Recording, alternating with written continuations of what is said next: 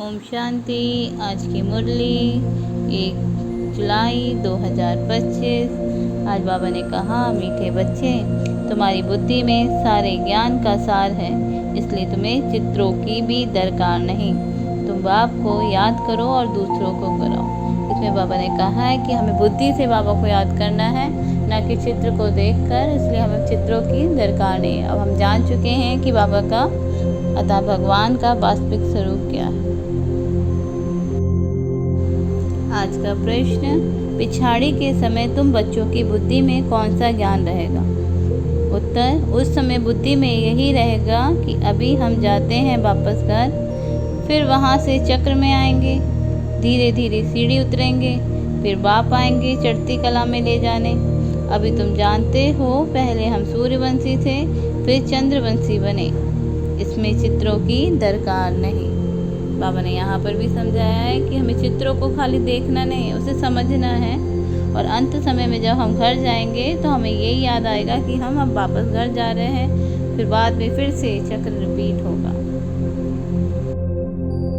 धारणा के लिए मुख्य सार, बाबा ने कहा, अपना टाइम सफल करने का टेंशन रखना है, माया गफलत ना करा सके, इसके लिए महादानी बन बहुतों को रास्ता बताने में बिजी रहना है। इसमें बाबा ने बताया है कि अगर हम अपने टाइम का कोई सेवा के निमित्त प्रोग्राम नहीं बनाएंगे तो माया हमसे गफलत करा देगी। इसलिए अपने टाइम को ज्ञान, योग और सेवा में लगाना है। इस चित्र में भी दिखाया है कि एक आत्मा अनेक आत्माओं को ईश्वरीय घर का रास्ता बता रही है। धारणा नंबर 2, अपनी ऊंची तकदीर बनाने के लिए धनी के नाम सब कुछ सफल करना है, रूहानी यूनिवर्सिटी खोलनी है। इस चित्र में दिखाया है कि आपके पास जो भी है, तन मन धन सब बाबा के कार्य में लगाना है और ईश्वरीय सेवा करनी है।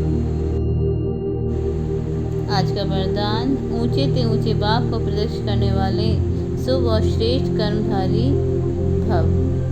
विस्तार, जैसे राइट हैंड से सदा शुभ और श्रेष्ठ कर्म करते हैं, ऐसे आप राइट हैंड बच्चे सदा शुभ व श्रेष्ठ कर्मधारी बनो। आपका हर कर्म ऊंचे से ऊंचे बाप को प्रत्यक्ष करने वाला हो, क्योंकि कर्म ही संकल्प व बोल को प्रत्यक्ष प्रमाण के रूप में स्पष्ट करने वाला होता है। कर्म को सभी देख सकते हैं, कर्म द्वारा अनुभव कर सकते हैं। इसलिए चाहे रूहानी दृष्टि द्वारा, चाहे अपनी खुशी के रूहानियत के चेहरे द्वारा बाप को प्रत्यक्ष करो, ये भी कर्म ही है। इसमें बाबा ने कहा है कि हमें अपने हर कर्म से बाबा को प्रत्यक्ष करना है। स्लोगन, रूहानियत का अर्थ है नैनों में पवित्रता की झलक और मुख पर पवित्रता की मुस्कुराहट। अव्यक्त सारे संकल्पों की शक्ति जमा कर श्रेष्ठ सेवा के निमित्त बनो। जैसे आजकल सूर्य की शक्ति जमा कर कई कार्य सफल करते हैं, ऐसे आप संकल्प की शक्ति जमा करो तो औरों में भी बल भर सकते हो, अनेक कार्य सफल कर सकते हो। जो हिम्मतहीन हैं उन्हें वाणी के साथ साथ श्री संकल्प की सूक्ष्म शक्ति से हिम्मतवान बनाना, यही वर्तमान समय की आवश्यकता है। अच्छा, ओम शांति।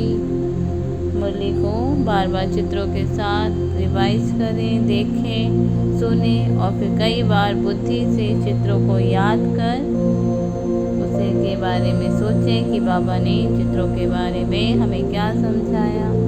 ऐसा करने से मुरली याद हो जाएगी और समय पर हमें मुरली याद आएगी। और जब समय पर मुरली याद आएगी तो हम तीव्र पुरुषार्थी बनते जाएंगे, क्योंकि बाबा कहते हैं समय पर ज्ञान याद आना ही तीव्र पुरुषार्थ